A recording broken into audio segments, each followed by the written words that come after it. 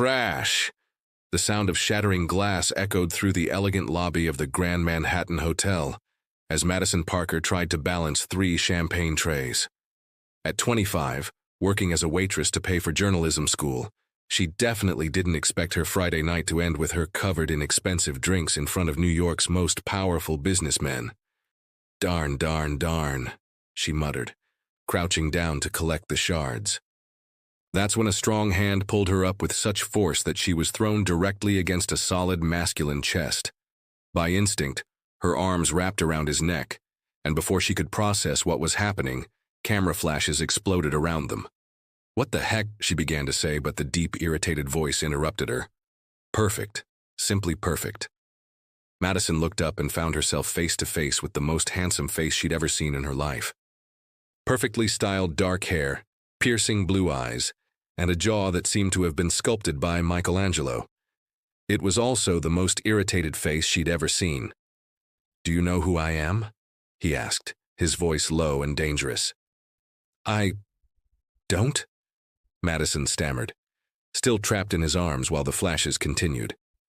"I'm Connor Mitchell, CEO of Mitchell Enterprises.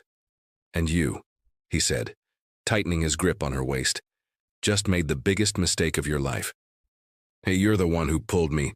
"Connor! Connor!" the reporters shouted. "Who is she? Is she your new girlfriend? When did you start dating?" Connor closed his eyes, clearly calculating something. When he opened them again, there was something dangerous in his gaze. "You want a story," he said loud enough for everyone to hear, pulling Madison even closer. "Here's your story." And then, in front of 30 reporters, 15 cameras, and what seemed to be half of Manhattan's elite, Connor Mitchell lowered his head and whispered in Madison's ear, "Smile like your life depends on it, because now it will." "What do you mean by—" "Gentlemen of the press," Connor announced, his voice echoing through the lobby. "I'd like to introduce my fiancée, Madison Parker. We'll be married next month." Madison's world stopped. "What? Fiancé? But I don't even know your full name," she whispered desperately. "Now you do," he murmured back, still smiling at the cameras. "And you have exactly 5 seconds to decide. Either you play the role of the most in-love woman in the world, or I guarantee you'll never work in Manhattan again." Madison looked around.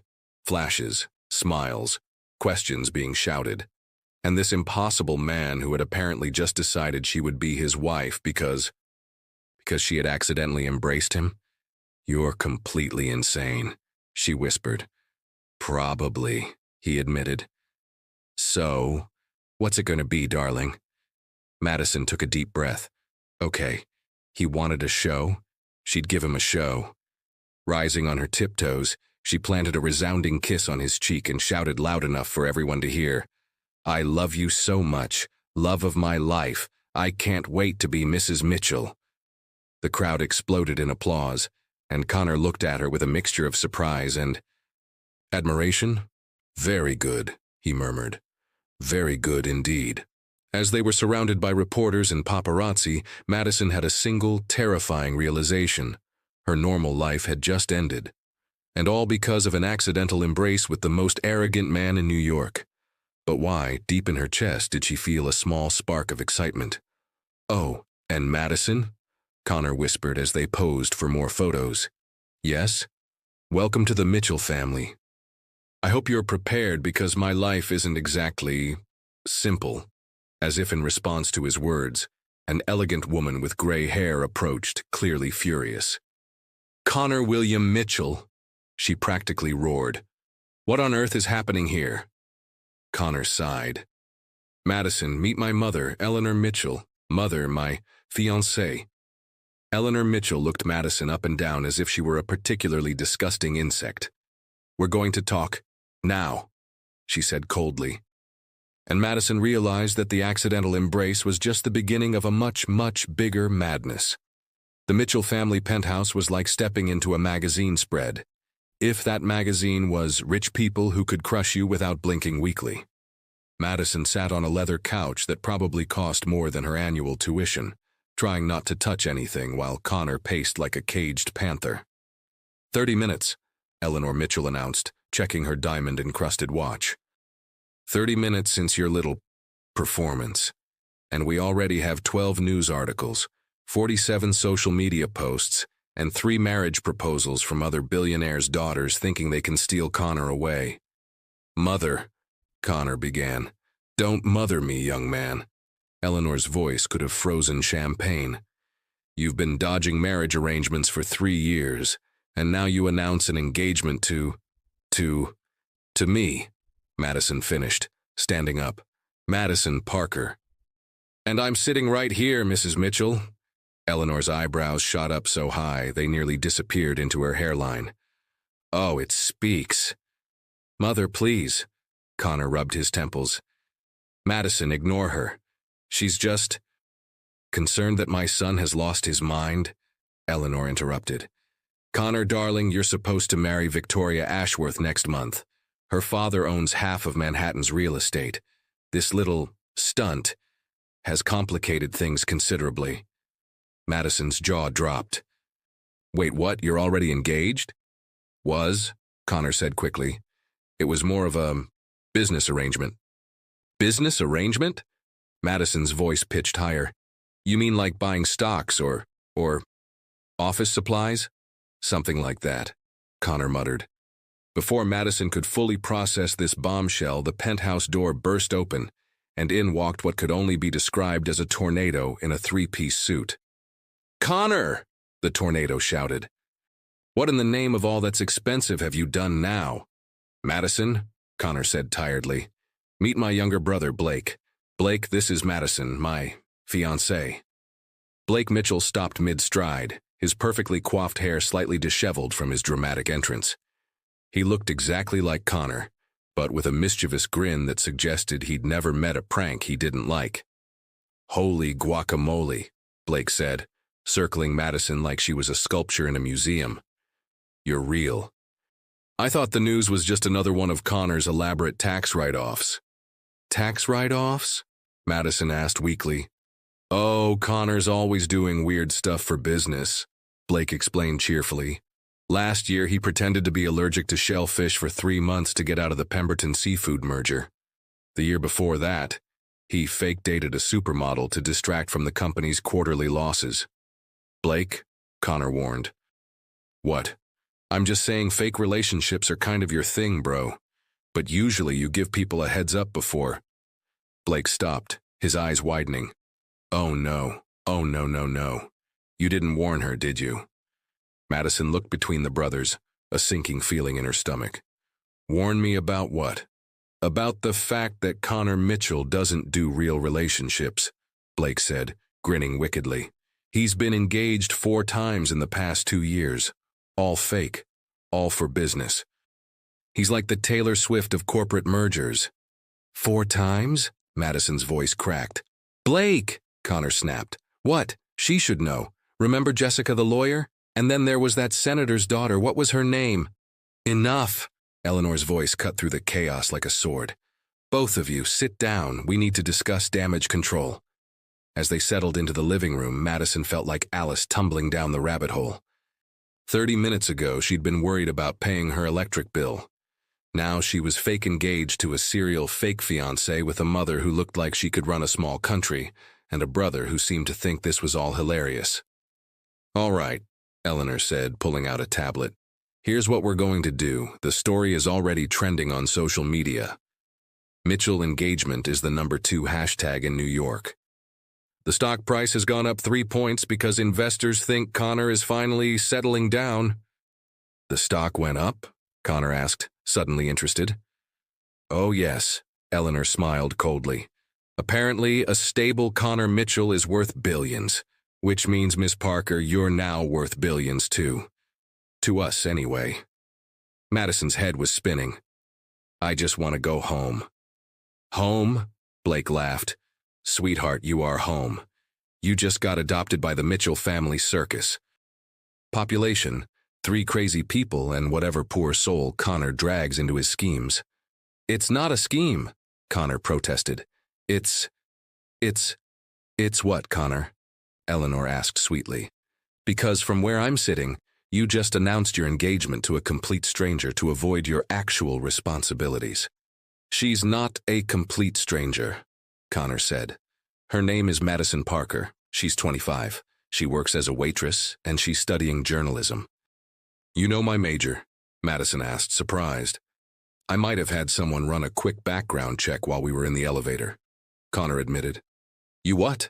Madison shot up from the couch. That's it. I'm leaving. This is insane. You're all insane. She stormed toward the door, but Blake's voice stopped her. Madison, wait.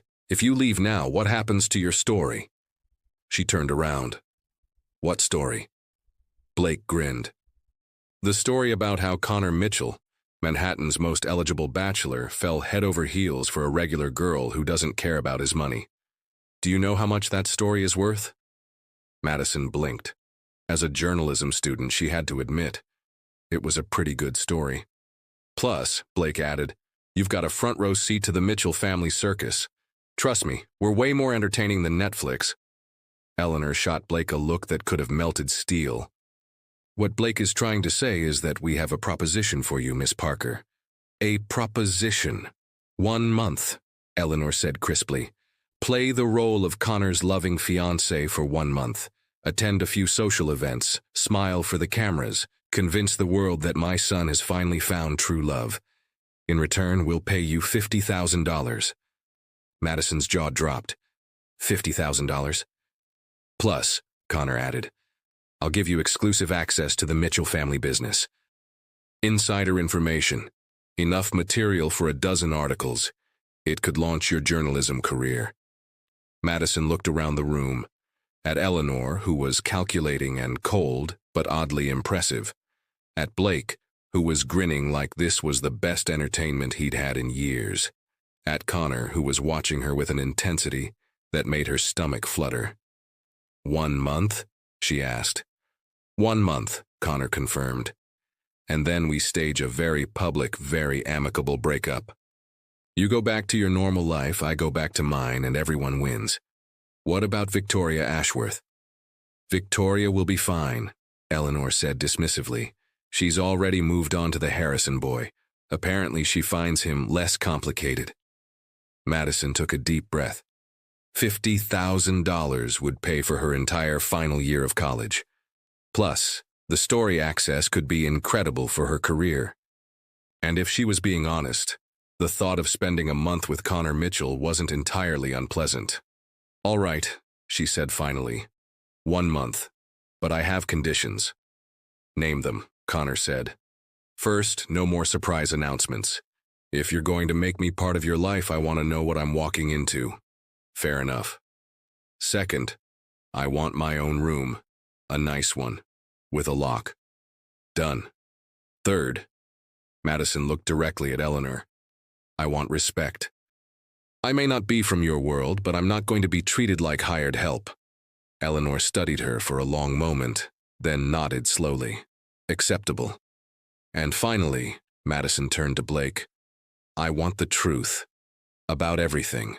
No more surprises about fake relationships or business arrangements or whatever other crazy stuff your family does. Blake grinned. Oh, Madison, you have no idea what you just signed up for. As if on cue, the penthouse door burst open again, and in walked a stunning woman with platinum blonde hair and a dress that probably cost more than Madison's car. Connor, darling, the woman called out. I just heard the most ridiculous rumor about you being engaged to some waitress, Eleanor sighed. And that would be Victoria Ashworth. Madison looked at Connor, who had gone pale. I thought you said she moved on. I thought she had, Connor muttered. Victoria spotted Madison and her perfect smile faltered. Oh, you're real. Unfortunately, Madison said dryly. Blake started laughing. Oh, this is going to be fun.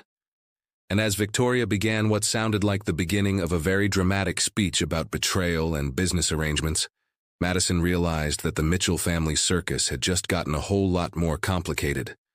But strangely, she found herself looking forward to it. Rule number 1, Connor said, adjusting his tie for the 3rd time in 5 minutes. Always maintain physical contact in public. Hand-holding, arm around the waist, that sort of thing. Madison stared at herself in the full-length mirror of her new bedroom, which, true to Connor's word, was both luxurious and equipped with a very sturdy lock. She was wearing a designer dress that cost more than her rent, shoes that felt like walking on clouds, and enough jewelry to fund a small college. Rule number 2, Connor continued, pacing behind her. We have pet names. I call you sweetheart or darling. You call me, well, whatever feels natural. How about your royal pain in the buttness? Madison suggested, turning to face him. Very funny. Rule number 3. Connor, Madison interrupted. You've been listing rules for 20 minutes. How many fake relationships have you had that you need this many rules? Connor stopped pacing and ran a hand through his hair. Look, tonight's charity gala is important. The entire New York social scene will be there, including several board members who still think I'm too young and reckless to run Mitchell Enterprises. And a fake fiancé proves you're mature? A fake fiancé proves I'm stable, settled, ready to take on more responsibility. He sat down on the edge of her bed, suddenly looking less like a confident CEO and more like a tired man carrying too much weight. My father built this company from nothing. When he died, I inherited not just a business but the livelihoods of 12,000 employees. Every decision I make affects thousands of families. Madison softened, seeing him vulnerable for the first time. That's a lot of pressure. It is. And if the board thinks I'm not ready, they could vote to replace me with someone else, someone who might not care as much about those families. So this whole fake engagement thing, it's really about protecting your employees? Connor looked up at her, surprise flickering in his blue eyes. Most people would assume it's about protecting my wealth. I'm not most people, Madison said softly. For a moment, they just looked at each other, and Madison felt something shift in the air between them. Then Connor cleared his throat and stood up. Right. Well, rule number 4. A knock on the door interrupted him. Madison? Connor? Blake's voice called through the door. The car's here, and Mother is getting that look she gets when people are late. What look? Madison asked. The look that suggests she's mentally planning your funeral, Blake replied cheerfully. 20 minutes later, Madison found herself walking into the most elegant ballroom she'd ever seen. Crystal chandeliers hung from painted ceilings, and women in gowns that could have been worn to the Met Gala glided across marble floors while men in perfect tuxedos discussed what she assumed were very important business matters. Breathe, Connor murmured in her ear, his hand warm on the small of her back. You look beautiful, by the way. Despite herself, Madison felt her cheeks warm. Thank you. You clean up pretty well yourself. Why, Miss Parker, was that almost a compliment? Before Madison could respond, they were descended upon by what felt like half the party. Connor, darling. A woman with too much plastic surgery and too many diamonds grabbed his arm. You simply must introduce us to your mysterious fiancé. And so began what Madison would later refer to as the interrogation. For the next hour, she was questioned, analyzed, and judged by everyone from senators' wives to tech moguls' daughters. Connor stayed by her side the entire time, his hand never leaving her back or waist, playing the part of the devoted fiancé perfectly. How did you two meet? Asked a woman whose name Madison had already forgotten. It was very romantic, Madison said, improvising. Connor literally swept me off my feet. Connor's mouth twitched. She has a way of making quite an entrance. And when did you know he was the one? Pressed another woman.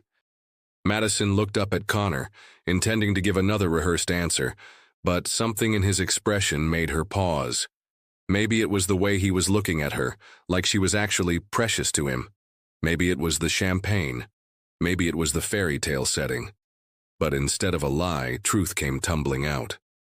When I realized he wasn't trying to change me, she said quietly. He saw exactly who I was and liked it anyway. The women around them sighed romantically, but Madison barely heard them. Connor was staring at her with an intensity that made her heart race.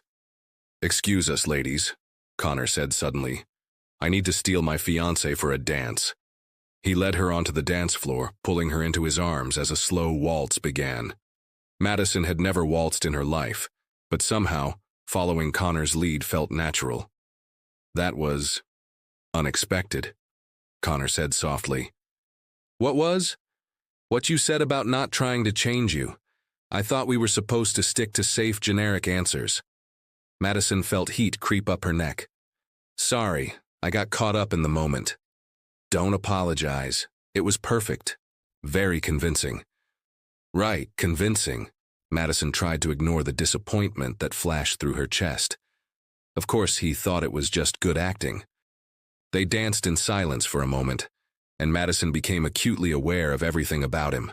The warmth of his hand on her waist, the steady rhythm of his breathing, the way he smelled like expensive cologne, and something uniquely him. Madison, Connor said quietly, can I ask you something? Sure. Why did you really agree to this? $50,000 is nice, but you could have walked away. You could have told those reporters it was all a misunderstanding. Madison considered lying, giving him some practical answer about money and career opportunities. But something about the way he was looking at her, the vulnerability she'd seen in her room earlier, made her want to be honest. Because, she said slowly, in that moment, when you asked if I wanted to play the role of the most in-love woman in the world, part of me wondered what that would feel like. Connor's steps faltered slightly. And I'm still figuring that out.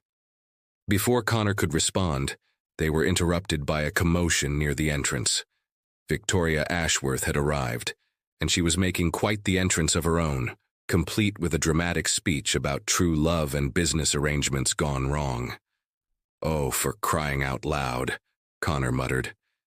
Is she always this theatrical? Madison asked, watching Victoria gesture wildly while photographers captured every moment. Unfortunately, yes. I should probably... Connor Mitchell! Victoria's voice rang across the ballroom as she spotted them on the dance floor. How dare you humiliate me like this? The entire party turned to stare as Victoria stormed across the dance floor, her designer heels clicking ominously on the marble. Victoria, Connor said tiredly, we've discussed this. Our arrangement was purely business, yes, I know, Victoria interrupted. But that doesn't mean you can replace me with some... Nobody. Hey, Madison stepped forward, surprising herself with her own boldness. I may be a nobody to you, but at least I'm not throwing a tantrum in public like a spoiled child. The ballroom went dead silent. Victoria's mouth fell open. Connor's eyes widened. Did you just call me a child? Victoria sputtered. If the tiara fits, Madison replied sweetly. Blake's laughter echoed across the silent ballroom, followed by scattered chuckles from other guests. Victoria's face turned red, then purple. You have no idea who you're dealing with, Victoria hissed. I could ruin you. Maybe, Madison said calmly, but at least I'll ruin with dignity. And with that, she turned back to Connor, who was staring at her with something that looked a lot like admiration. Shall we continue our dance? She asked. As Connor pulled her back into his arms, the whispers started immediately. But instead of feeling embarrassed, Madison felt powerful. For the first time in her life, she'd stood up to someone who tried to make her feel small, and she'd won. That was incredible, Connor murmured in her ear. Was it convincing enough? Madison asked, echoing his earlier word. Connor pulled back to look at her, and the expression in his eyes made her breath catch. Madison, he said softly, I'm beginning to think there's nothing fake about this at all. Before she could ask what he meant, the music swelled, and they were lost in the dance in each other's eyes, and in the growing realization that their fake relationship was starting to feel dangerously real.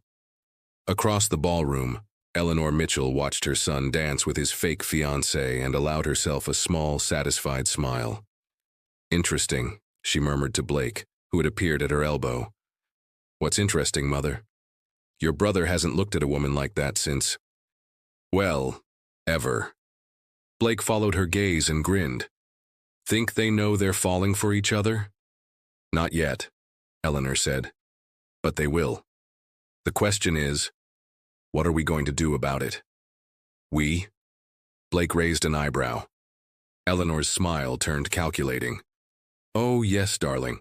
I think it's time for a little family intervention. Madison woke up to the sound of someone singing off-key in what sounded like Italian opera. She checked her phone, 6:47 a.m. Who in their right mind was singing opera before 7 in the morning?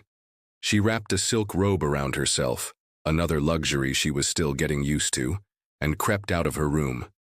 The singing was coming from the kitchen, along with the smell of something that made her stomach growl with appreciation.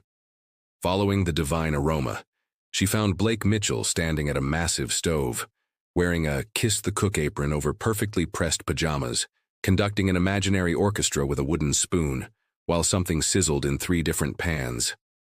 "Blake," Madison called out, trying not to laugh. He spun around, wooden spoon still raised dramatically. "Ah, the Sleeping Beauty awakens. Perfect timing. I'm making my world-famous breakfast extravaganza." World-famous. Well, Connor famous. And now Madison famous too, I suppose. Blake gestured grandly to the feast he was preparing. Belgian waffles, eggs Benedict, fresh fruit salad, homemade hash browns, and my secret weapon, cinnamon roll pancakes.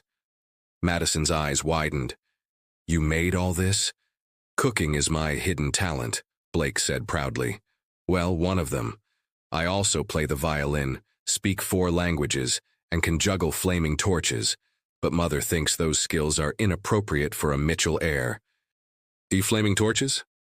"Don't ask. Now, coffee or fresh squeezed orange juice, or both? Definitely both. You need energy for today's adventure." "What adventure?" Madison asked, accepting a steaming mug of coffee that smelled like heaven.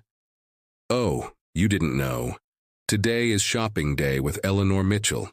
Capital S, capital D.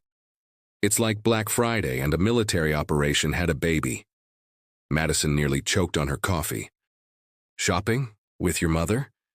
She's taking you to get a proper wardrobe for your new role as Connor's fiancée. Translation, she's going to try to turn you into a proper Mitchell woman. It's going to be..." Blake paused, searching for the right word. "Epic." Before Madison could fully process this terrifying news, Connor appeared in the doorway, looking rumpled and sleepy in a way that was far too attractive for this early in the morning. "Blake, what are you..." Connor stopped when he saw Madison, his eyes taking in her silk robe and messy hair. "Oh, good morning." "Good morning," Madison replied, suddenly very aware that she was in pajamas and probably looked like she'd been attacked by a pillow. "Morning, lovebirds," Blake chirped, completely oblivious to the awkward tension. "I was just telling Madison about her shopping expedition with Mother today." Connor's expression shifted to something between amusement and sympathy. "Ah, shopping with Mother. Madison, I should probably warn you that your mother has very strong opinions about fashion," Madison guessed. "That Mother has very strong opinions about everything," Connor corrected, "but especially about how Mitchell women should present themselves to the world." "I'm not a Mitchell woman," Madison pointed out. "I'm just pretending to be one." Connor and Blake exchanged a look that Madison couldn't quite interpret. "Right," Connor said slowly. "Pretending." An hour later, Madison found herself in the back of a limousine with Eleanor Mitchell, who was reviewing what appeared to be a military-style battle plan on her tablet. "First stop, Bergdorf Goodman," Eleanor announced. "We'll need at least 3 cocktail dresses, 2 business suits, 1 formal gown, and a complete casual wardrobe. Then lunch at Le Bernardin, followed by jewelry at Tiffany's, shoes at Louboutin, and finally, a spa treatment to prepare you for tomorrow's board meeting." "Board meeting?" Madison squeaked. "Oh yes, dear, you'll be accompanying Connor to the quarterly board meeting. As his fiancée, you need to make the right impression." Eleanor's smile was sharp. "Don't worry. I'll teach you everything you need to know." The next 6 hours were a whirlwind of designer boutiques, personal shoppers, and more money being spent on clothes than Madison had ever seen in her life. Eleanor was like a general commanding her troops, pointing at dresses and suits with decisive authority, while sales associates scrambled to accommodate her every demand.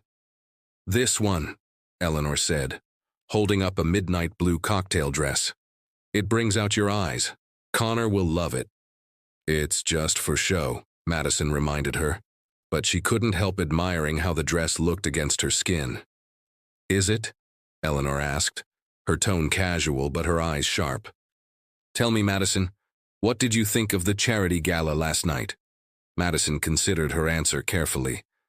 "It was educational. I learned a lot about your world." "And what did you learn?" "That it's more complicated than I thought. That there's a lot of pressure to be perfect all the time. That Connor carries more responsibility than most people realize." Eleanor nodded approvingly. "Very good. And what else?" Madison hesitated, then decided on honesty. "That your son is nothing like what I expected when I first met him." "How so?" "I thought he was just another arrogant rich guy who was used to getting his way. But he's actually thoughtful and kind, and he genuinely cares about the people who work for him." Madison felt heat rise in her cheeks. "Not that it matters. This is just temporary." Eleanor was quiet for a long moment, studying Madison with those sharp eyes. "You know, dear, when Connor was 12, his father took him to the company Christmas party. All the employees brought their families, and Connor spent the entire evening playing with the children, making sure everyone felt included. At the end of the night, he asked his father why some of the kids didn't have presents under the tree." Madison found herself leaning forward, drawn into the story. Charles explained that not all families could afford expensive gifts, and Connor disappeared for an hour. "We found him in his father's office, making a list of every child at the party and what they wanted for Christmas. He used his entire allowance, 3 years' worth, to buy presents for those children." Eleanor's smile was soft, proud. "He's been taking care of people ever since." "Why are you telling me this?" Madison asked quietly. "Because," Eleanor said, "I think you see him the way those children did. Not as the CEO or the heir to a fortune, but as someone who genuinely wants to help." She paused. "And I think he sees you the same way." Before Madison could respond, her phone buzzed with a text from Connor. "How's the shopping going? Mother hasn't traumatized you too much, has she?" Madison smiled despite herself and typed back, "Still alive. Your mother has excellent taste in torture devices." His response came immediately. "She likes you. If she didn't, she would have taken you to discount stores just to make a point. How can you tell she likes me? She's spending money on you. For Mother, that's basically a declaration of love." Madison laughed, and Eleanor raised an eyebrow. "Connor?" she asked. "How did you know?" "Because you're smiling like a woman in love, dear. Which brings me to my next question. How fake is this engagement, really?" Madison's breath caught. "What do you mean?" "I mean," Eleanor said, settling back in her chair, "that I've seen Connor with many women over the years. Business associates, social connections, even a few genuine attempts at dating. But I've never seen him look at anyone the way he looked at you last night." "We barely know each other," Madison protested. "Sometimes that doesn't matter. Sometimes you just know." Eleanor smiled. "I knew I was going to marry Connor's father 15 minutes after I met him. He was arguing with a waiter about the wine selection, and I thought he was the most pompous man I'd ever encountered. But there was something about the way he stood up for what he believed in, even over something as silly as wine, that made me realize he was someone who would stand up for the people he loved." "What happened to him?" Madison asked softly. Eleanor's expression grew sad. "Heart attack. 3 years ago. Connor was supposed to take over the company gradually, but suddenly he was thrust into the role with no preparation. The board questioned every decision he made, waiting for him to fail. He's been trying to prove himself ever since." "Is that why he does the fake relationships? To prove he's stable?" "Partly, but also because he's afraid." Eleanor's voice grew gentle. "He watched his father work himself to death trying to take care of everyone else. Connor's terrified of letting people down, so he keeps everyone at arm's length. It's safer that way. Madison felt something shift in her chest, a deeper understanding of the man who had turned her life upside down with an accidental embrace. But you, Eleanor continued, you're different. You don't want anything from him except honesty. You stood up to Victoria Ashworth, something I've wanted to do for years, by the way. And you made Connor laugh. Really laugh. I haven't seen that in a very long time. Mrs. Mitchell, Eleanor, please, and I have a proposition for you. Another one? Eleanor chuckled. This one's different. I want you to come to dinner tonight. Not as Connor's fake fiancée, but as yourself. I want to get to know the woman who's managed to crack my son's armor in less than 24 hours. That evening, Madison found herself back in the Mitchell penthouse, wearing one of her new dresses and feeling more nervous than she had at the charity gala. This felt more real, more intimate than their public performance. Connor was waiting for her in the living room, and when he saw her, his expression made her heart skip. You look incredible, he said softly. Thank you. Your mother has very good taste. She does, in many things. Connor's eyes held hers for a moment that felt charged with possibility. Madison, about last night. Connor, Madison! Blake's voice interrupted them as he bounded into the room. Perfect timing. Mother's made her famous lasagna, which is code for she ordered from the Italian place down the street but put it in her own dishes. Blake, Connor warned. What? It's still delicious. Besides, tonight isn't about the food. It's about the Grand Inquisition. The what? Madison asked. Oh, Mother didn't tell you? Every woman Connor brings home, fake fiancé or otherwise, gets the Grand Inquisition. It's a Mitchell family tradition. Connor rubbed his temples. Blake, please tell me you're exaggerating. Not even a little bit. Remember Jessica the lawyer? Mother asked her about her 5-year plan, her thoughts on child rearing, and her position on the Mitchell Foundation's charitable priorities. Poor woman looked like she was interviewing for a job. She was, in a way, Eleanor said, appearing in the doorway with perfect timing. Being part of this family is not a casual undertaking. It requires dedication, intelligence, and the ability to hold your own in difficult situations. Mother, Connor said tiredly, Madison isn't actually what, darling? Eleanor asked innocently. I'm simply getting to know your fiancé better. Isn't that what mothers are supposed to do? Dinner was, as Blake had predicted, delicious and complicated. Eleanor asked Madison about her childhood, her dreams, her thoughts on everything from climate change to the best way to organize a charity fundraiser. But instead of feeling like an interrogation, it felt more like a chess match between two intelligent women who were slowly learning to respect each other. So, Eleanor said over dessert, journalism. That's an interesting career choice. Very different from business. I like telling stories, Madison replied. Finding the truth behind the headlines. Giving voice to people who might not otherwise be heard. And you're not concerned about the financial instability of the industry? Madison met Eleanor's gaze steadily. I'm more concerned about the importance of the work than the size of the paycheck. Eleanor nodded approvingly. A good answer. Connor, what do you think? Connor, who had been watching the exchange with fascination, smiled. I think Madison knows exactly what she wants out of life, and she's not afraid to work for it. Unlike some people, Blake muttered, who inherit everything and then complain about the responsibility. Blake, Eleanor snapped. What? I'm just saying maybe Connor could learn something from Madison about going after what you really want instead of just accepting what's expected. The table fell silent, and Madison could feel the undercurrents of family tension that went much deeper than tonight's dinner. You know what? Madison said suddenly. I think Blake's right. Everyone turned to stare at her. Not about Connor inheriting everything, she clarified quickly, but about going after what you want. I spent years working jobs I hated, saving every penny to pay for school, because I knew journalism was what I wanted to do. It wasn't easy, but it was worth it because it was my choice. She looked around the table, meeting each of their eyes.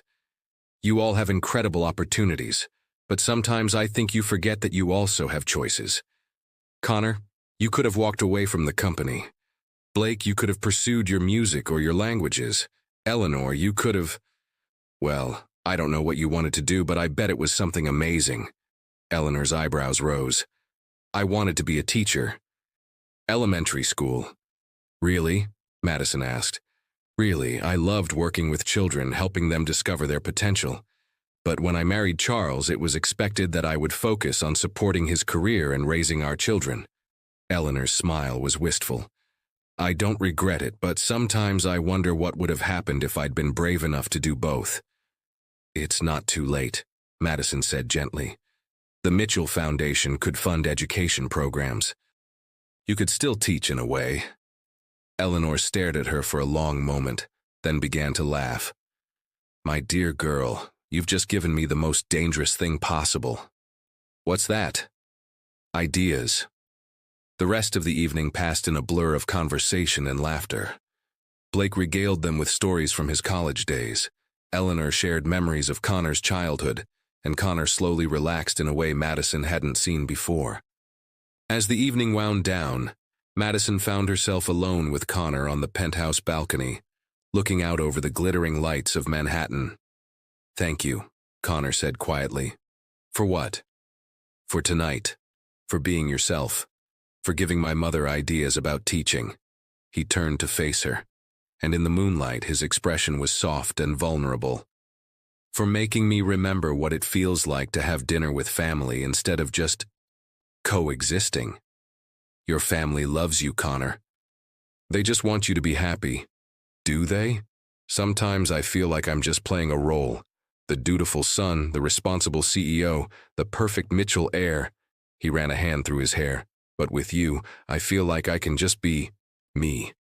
Madison's heart began to race. Connor, I know this is supposed to be fake, he said, stepping closer.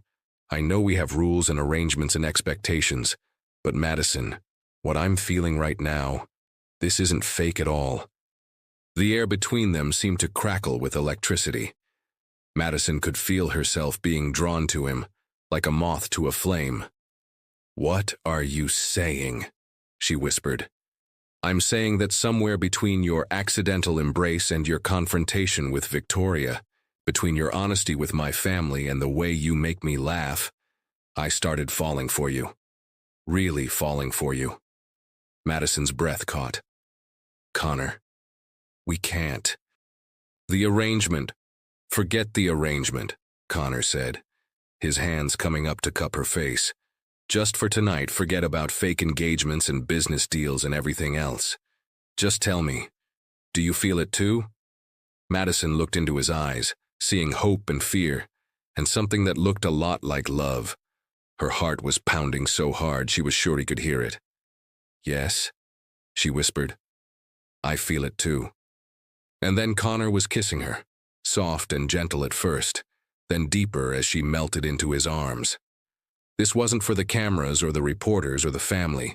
This was just for them, real and honest and perfect. When they finally broke apart, both breathing hard, Connor rested his forehead against hers.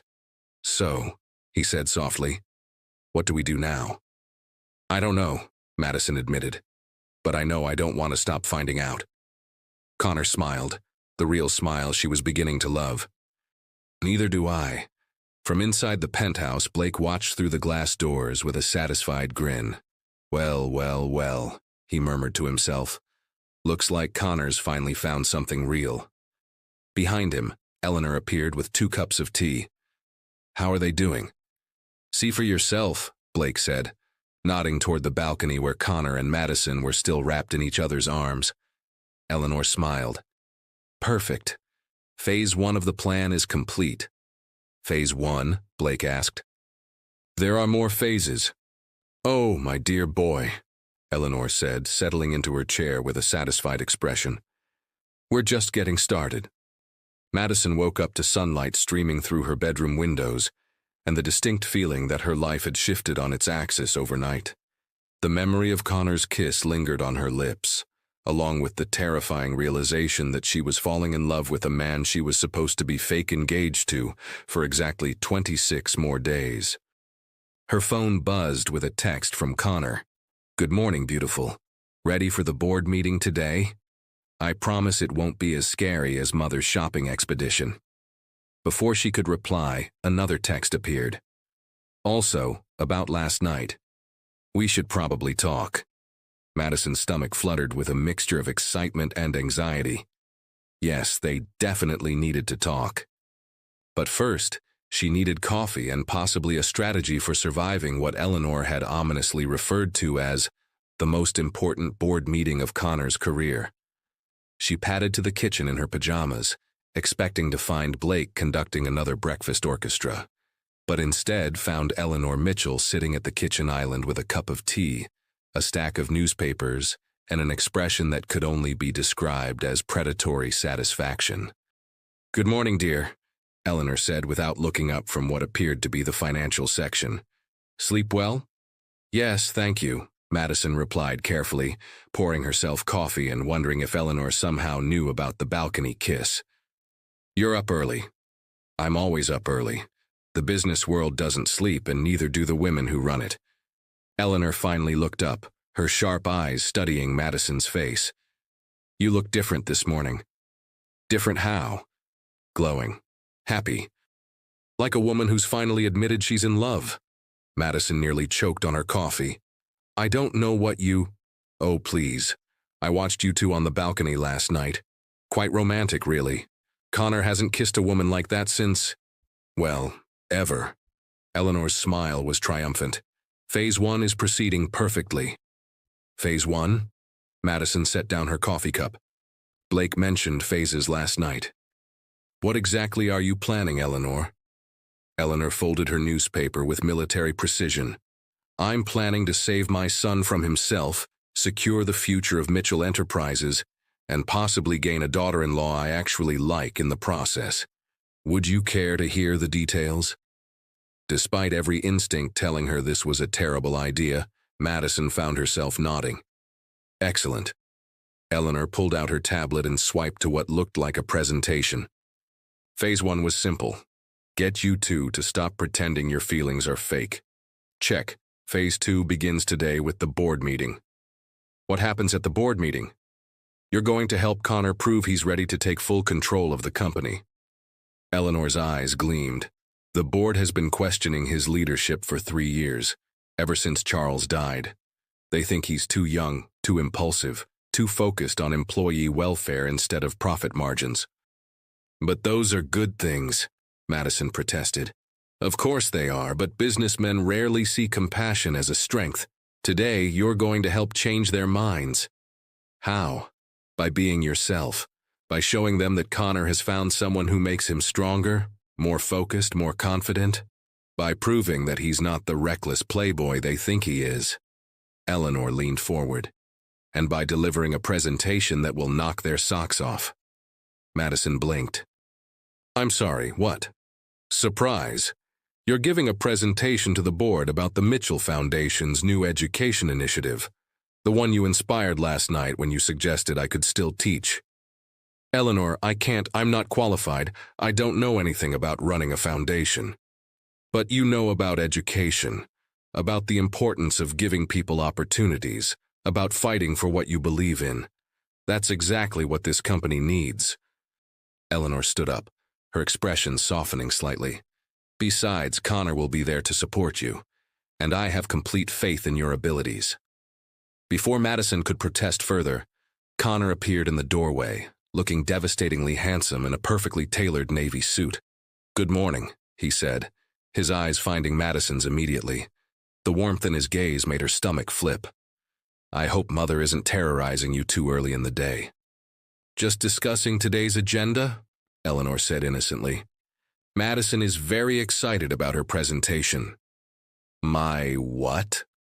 Connor looked between them, confusion clear on his face. "Didn't I mention?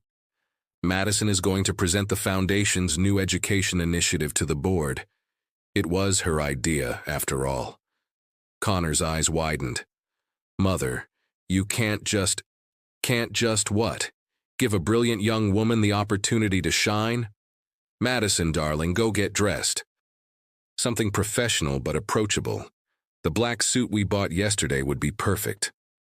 As Eleanor bustled out of the kitchen, Connor moved closer to Madison, his expression concerned. "Madison, You don't have to do this. I can talk to her. No, Madison said suddenly, surprising herself. Actually, I want to do it. You do? I spent my whole life being told I wasn't qualified enough, smart enough, connected enough to make a real difference. Maybe it's time I stopped listening to those voices.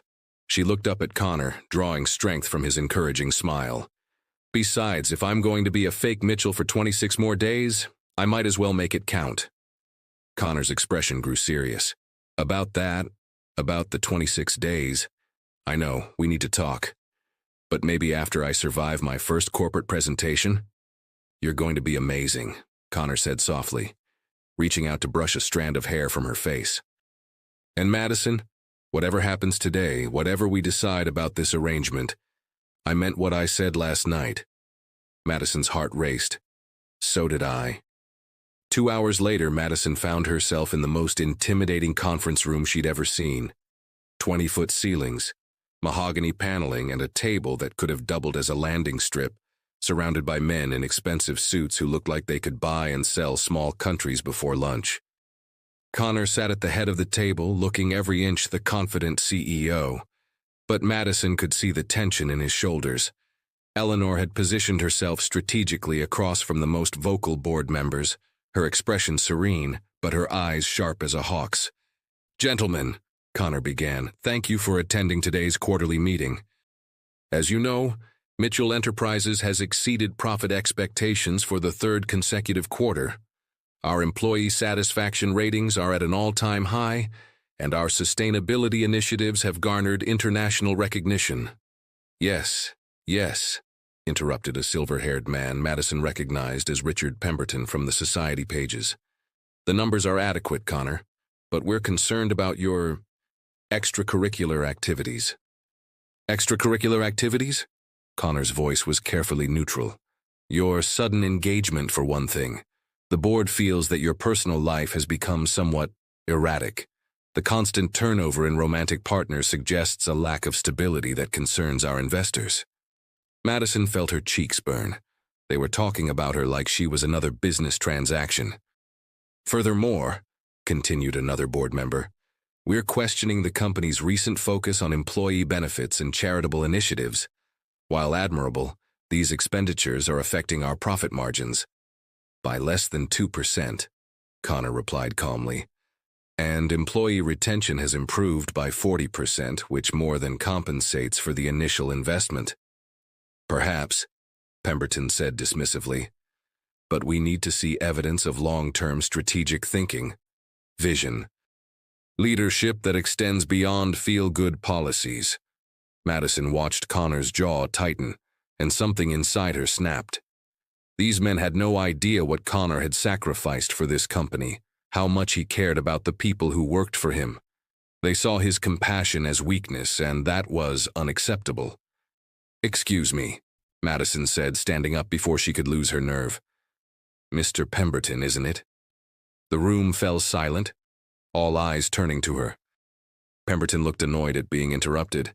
"Yes, Miss Parker, Madison Parker, Connor's fiancée." She smiled sweetly. "I couldn't help but notice that you seem concerned about long-term strategic vision. I'd love to share something with you that I think addresses exactly that concern." Connor looked surprised but nodded encouragingly. Eleanor's eyes were gleaming with pride.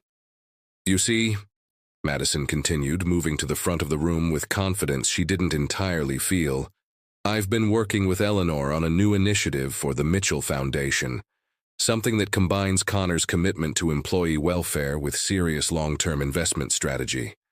She pulled up the presentation Eleanor had somehow loaded onto the conference room's smart screen. "Education," Madison said simply. "Specifically, comprehensive education and career development programs for Mitchell Enterprises employees and their families."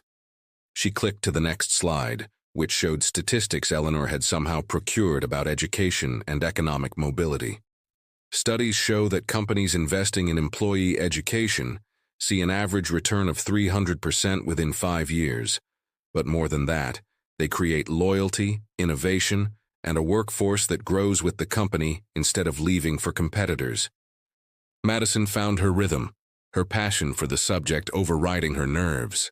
Connor has already created the foundation for this with his employee wellness programs. But imagine taking it further: tuition assistance for employees' children, professional development courses, mentorship programs that connect senior staff with entry-level employees. She clicked again, revealing Eleanor's detailed financial projections. The initial investment would be significant, but the long-term benefits are extraordinary. Reduced turnover, increased innovation, improved public perception, and, most importantly for this room, substantial tax advantages and improved stock performance due to increased investor confidence in our human capital. Madison paused, looking around the room. She had their attention now. But here's the thing, she continued, her voice growing stronger. This isn't just about profit margins or stock prices. This is about building something lasting, something that honors Charles Mitchell's vision while positioning the company for the next 50 years. She looked directly at Connor, who was staring at her with something that looked like awe. Connor Mitchell doesn't just run this company. He invests in it, in its people, in its future, in its values. And that's not a weakness, gentlemen. That's leadership. The room was dead silent for a moment. Then slowly, one of the younger board members began to clap. Others joined in until the entire room was applauding. "Brilliant," Pemberton said finally, though he looked somewhat grudging. "Absolutely brilliant. Connor, I have to say, if this is the kind of strategic thinking your partnership brings to the table, perhaps we've been too hasty in our concerns. The education initiative is just the beginning," Connor said, finding his voice. "Madison has helped me see opportunities I hadn't considered before, ways to grow the company while staying true to our values." "Well then," said another board member, "I think we can safely say that Mitchell Enterprises is in excellent hands. Connor, consider this our vote of confidence in your leadership."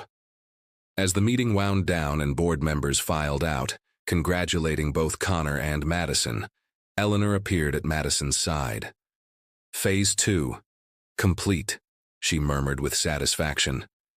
"That was incredible," Connor said, approaching them with a grin that could have powered the building.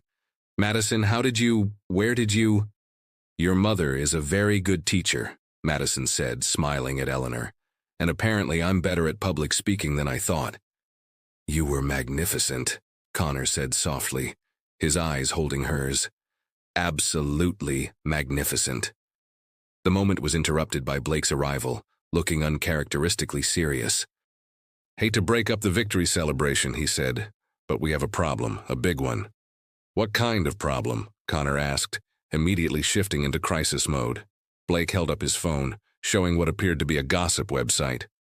"Victoria Ashworth just gave an exclusive interview to Celebrity Insider.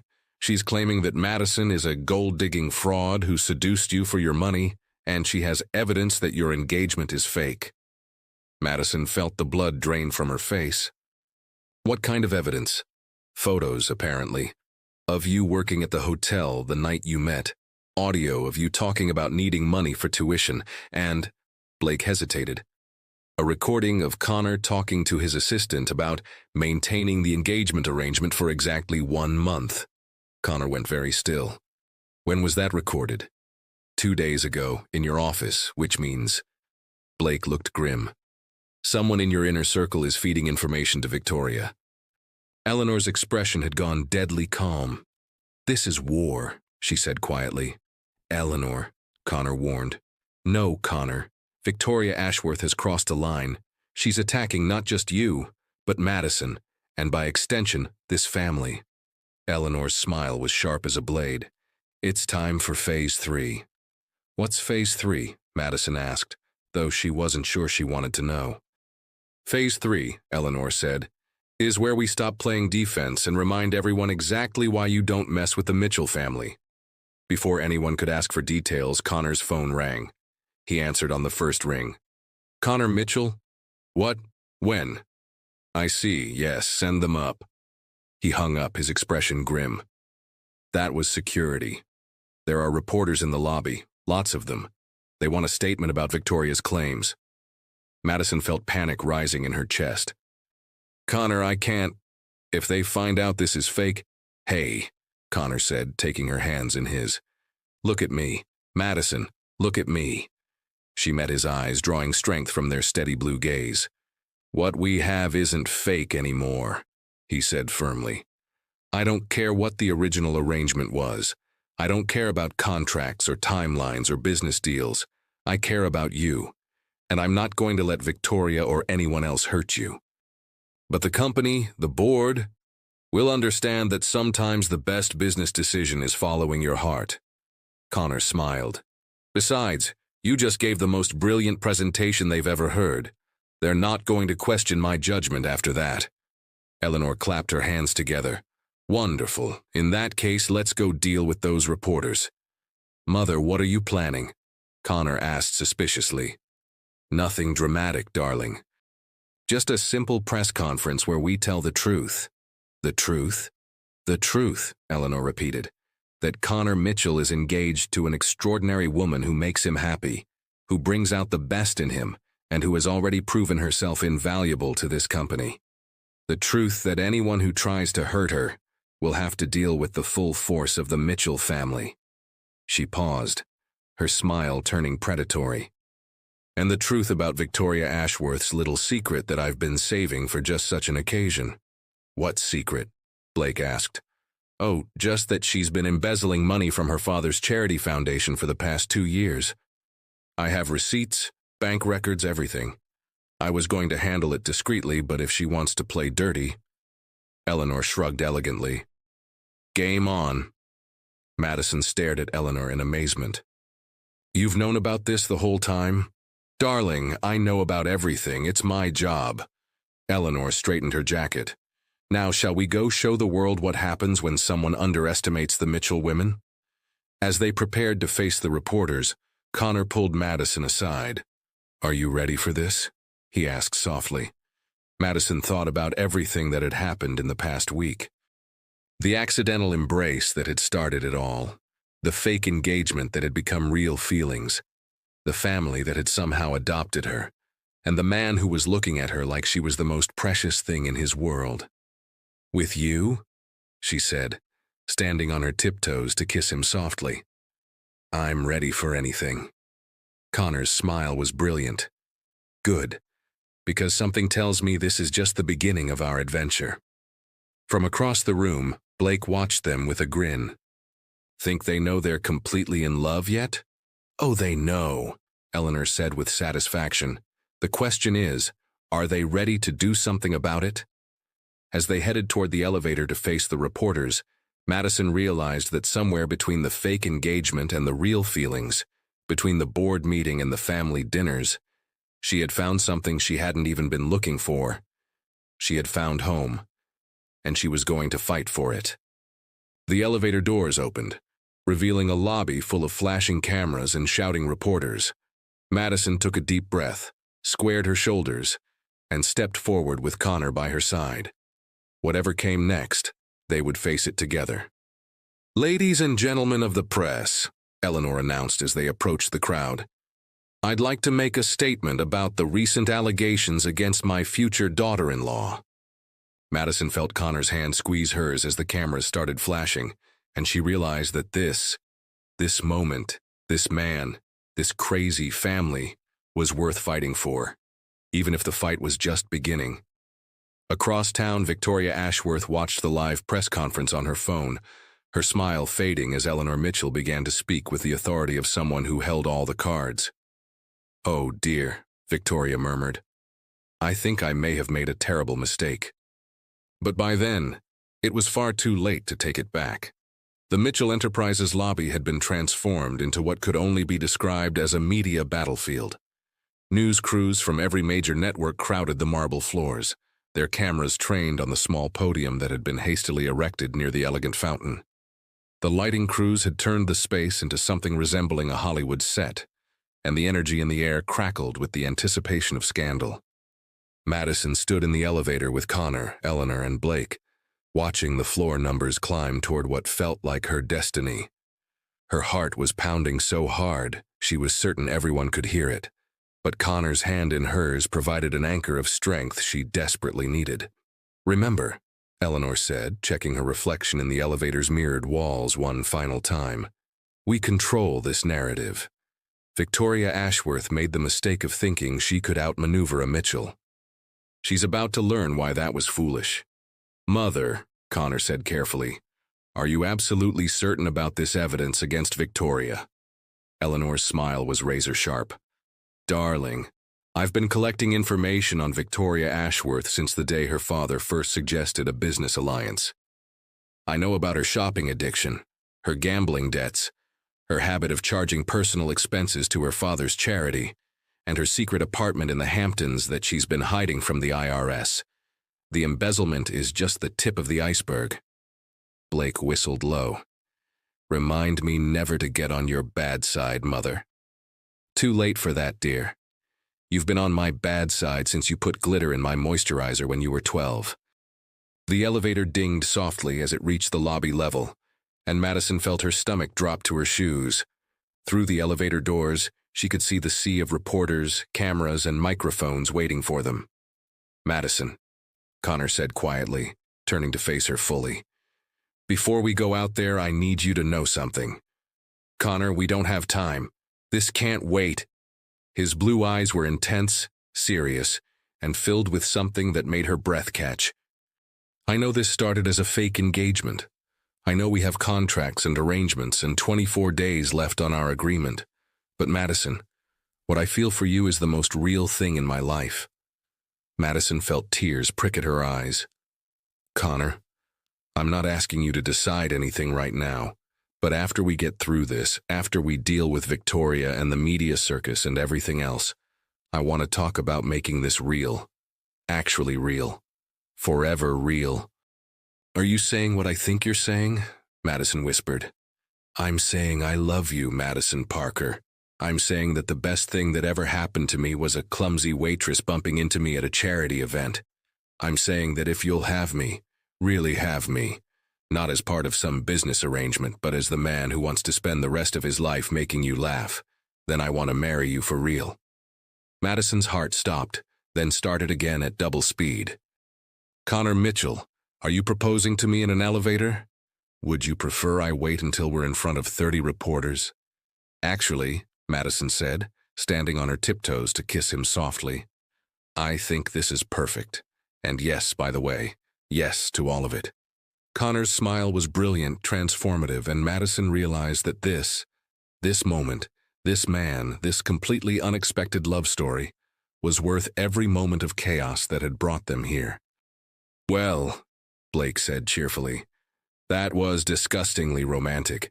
Can we go destroy Victoria now? Eleanor dabbed at her eyes with a handkerchief that probably cost more than Madison's monthly rent. My babies, she said softly. Charles would be so proud. The elevator doors opened, and immediately they were assaulted by flashing cameras and shouting questions. Connor, is it true your engagement is fake? Madison, how do you respond to allegations that you're a gold digger? Mr. Mitchell, will this scandal affect your position as CEO? Connor stepped forward first, his hand never leaving Madison's, his posture radiating the confidence of a man who had just been given everything he wanted and was prepared to fight for it. Ladies and gentlemen, Connor said, his voice carrying easily over the crowd, thank you for coming. I know there have been allegations made about my fiancé and our relationship, and I wanted to address them directly. The crowd quieted slightly, cameras focusing intently on Connor's face. Madison Parker is an extraordinary woman, Connor continued, his voice warm with genuine affection. She's intelligent, compassionate, brave, and she has already proven herself invaluable to Mitchell Enterprises. The suggestion that she is anything other than remarkable is not just false, it's insulting. But what about the claims that your engagement is a business arrangement? Called out a reporter from the front row. Connor smiled. Our relationship began unexpectedly, that's true, but sometimes the best things in life happen when you least expect them. What I can tell you with absolute certainty is that I am completely, genuinely, head over heels in love with this woman.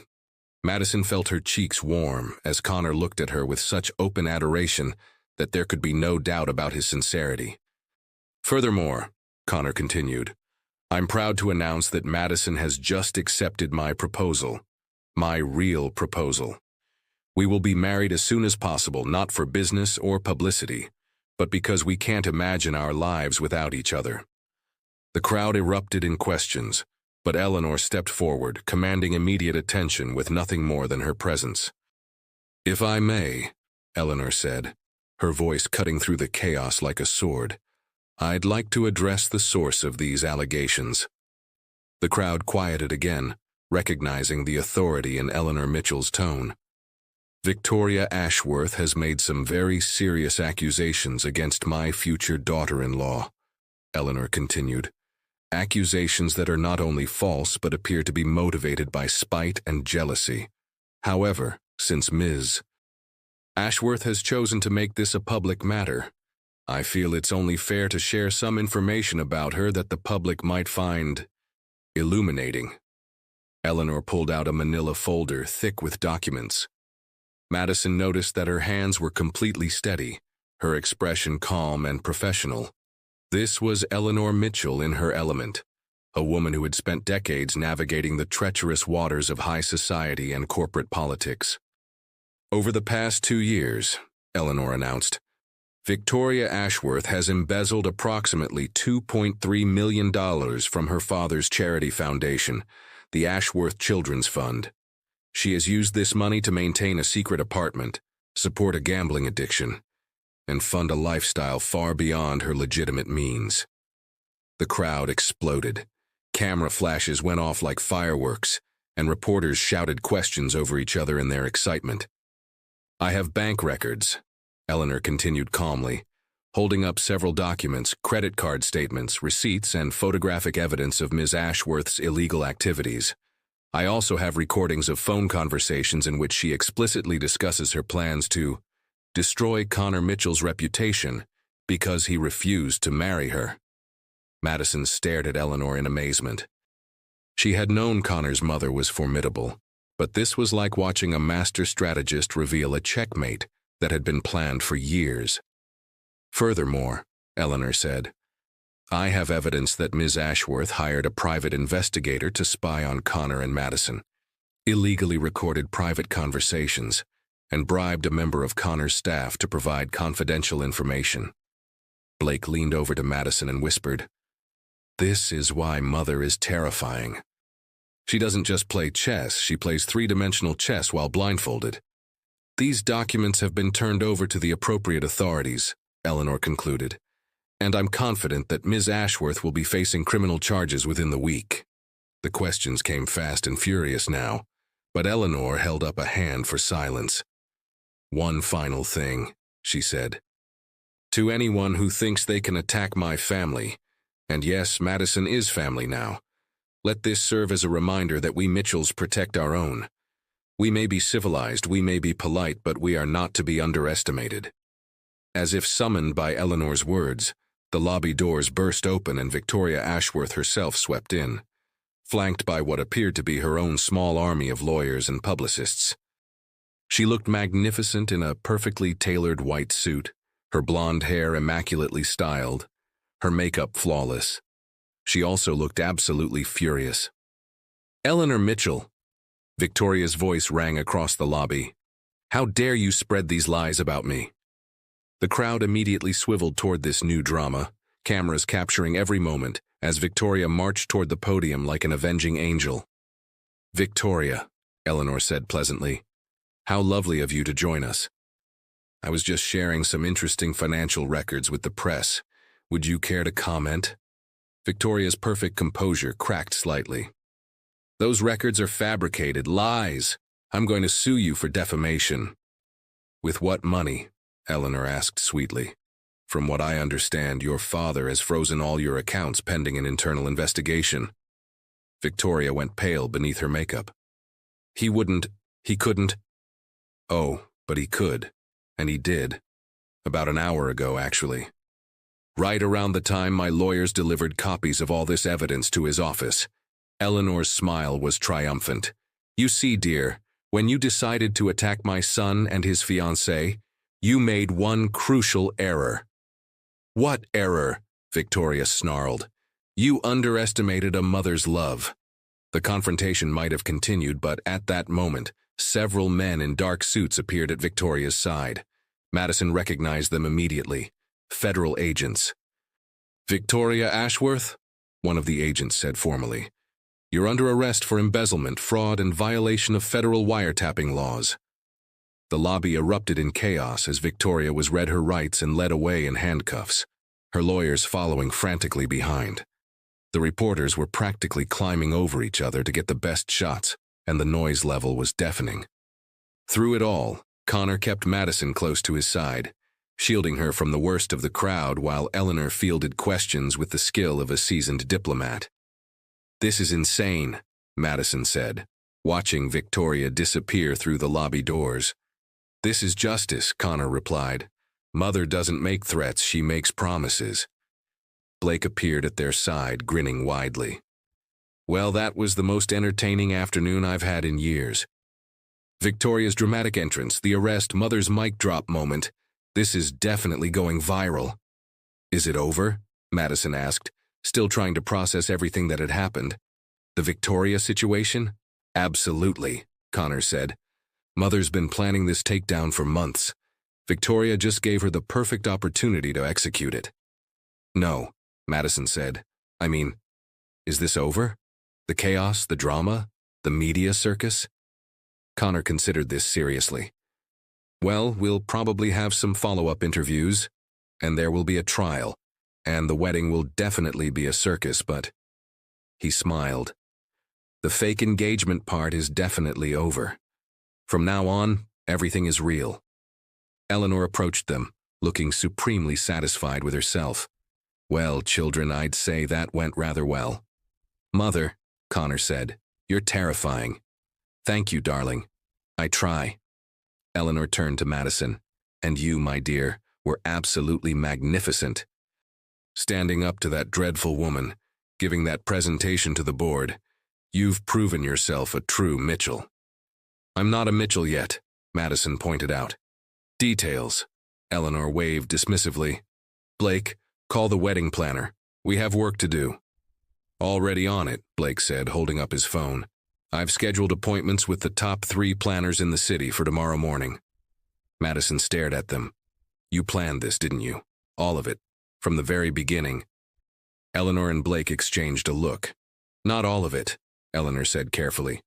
"We couldn't have planned Connor's dramatic announcement or Victoria's spectacular self-destruction, but we may have encouraged certain developments." "Encouraged how?" Blake grinned sheepishly.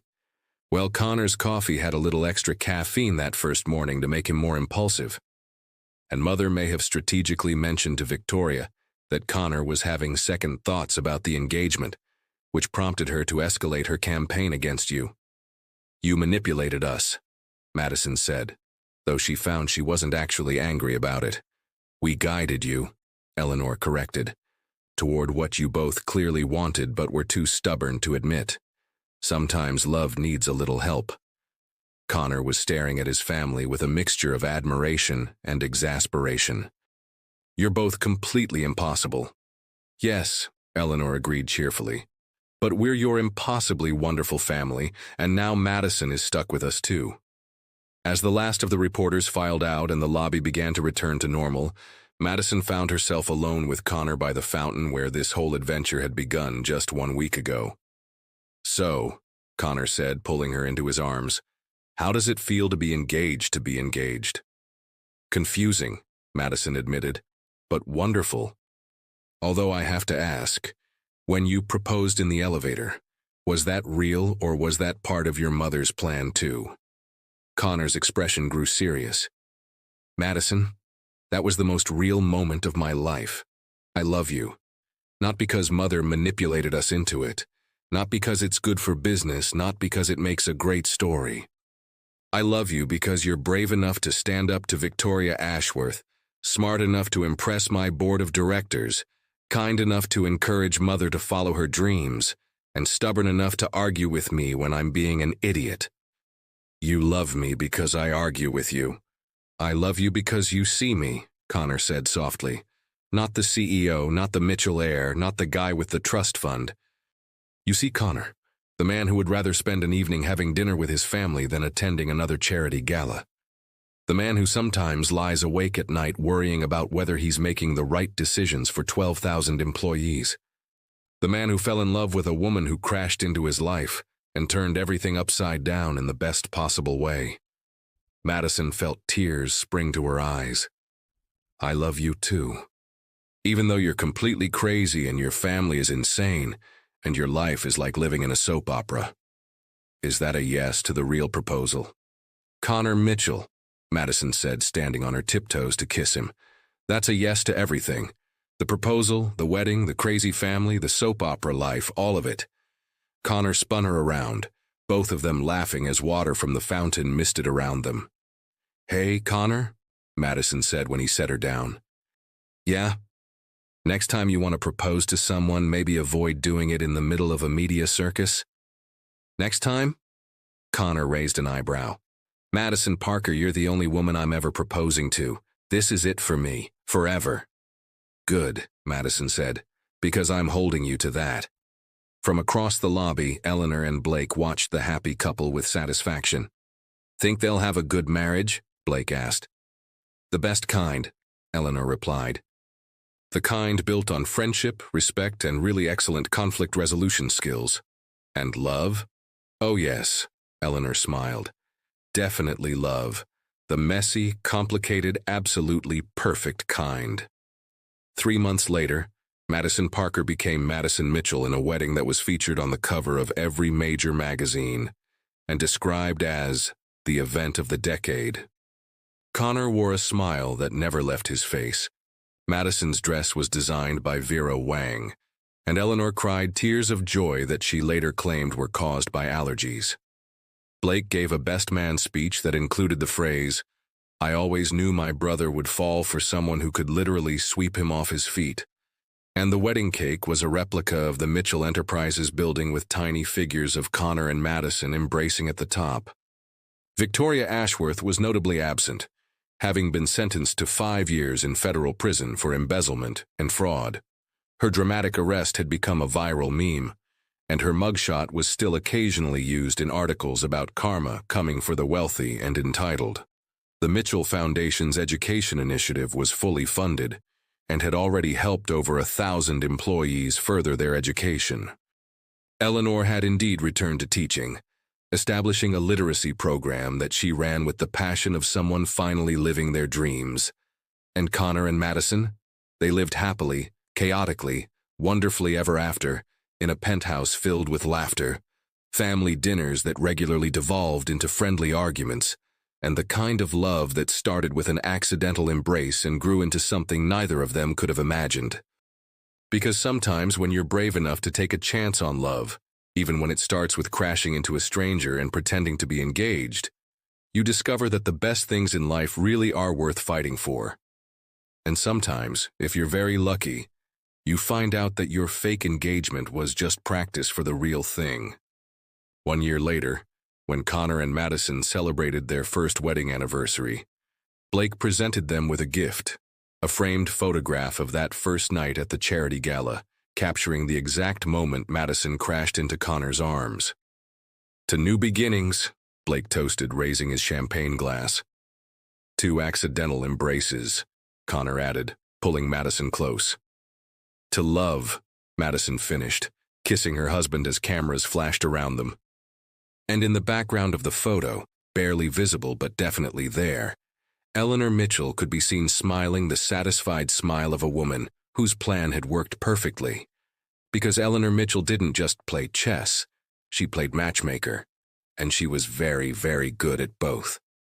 Thanks, and